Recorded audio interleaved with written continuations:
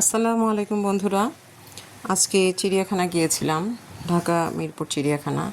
সেখানে আমাদের খুব চেনা মুখ, খুব কাছের মানুষ শাহিনুল আলম পরিচালকের দায়িত্ব পালন করছে। ওখানে যে ওর অফিস দেখলাম। আজ থেকে প্রায় 20 বছর আগে চিড়িয়াখানায় গিয়েছিলাম। সেখানে চিড়িয়াখানায় এতদিন পরে যে মনোমুগ্ধকর পরিবেশ দেখে আমি অনেক অবাক হয়েছি। এত সুন্দর পরিবেশ, চিড়িয়াখানায় আবার মানুষকে টানে। অনেক প্রাণীর সমাগম, প্রাণীগুলো বসবাসের জন্য খুব সুন্দর আবাসস্থান রয়েছে। এতগুলো হরিণ জীবনে কখনো আমি একসঙ্গে দেখি নাই।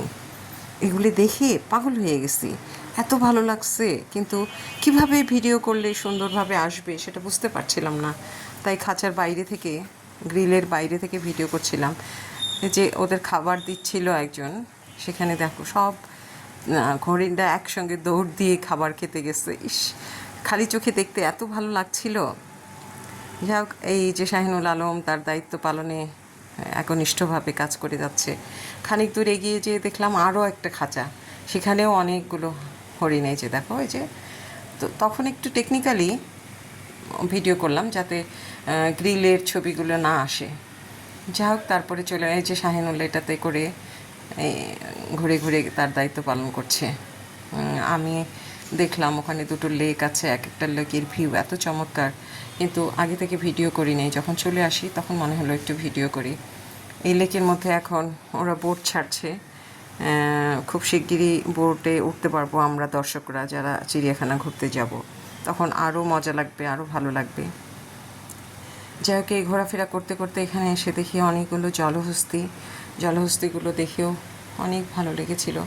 তার মধ্যে একটা দুষ্টু জলহস্তি আছে যেটাকে ওরা একা রেখেছে। এই যে এটা নাকি সবার সঙ্গে মারামারি করে, যার জন্য এটাকে আলাদাভাবে রাখা হয়েছে। এইভাবে ঘুরতে ঘুরতে এসে দেখি তোমার জিরাফের ছবি তোলা যাচ্ছিল না, অনেক দূরে ছিল।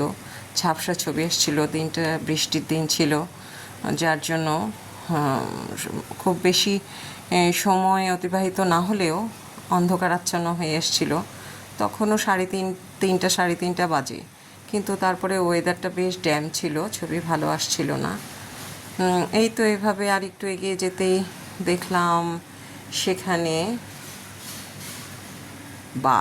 বাঘের 4টা বাচ্চা হয়েছে। এটা একটা বাঘের মা, একটা বাঘের বাবা।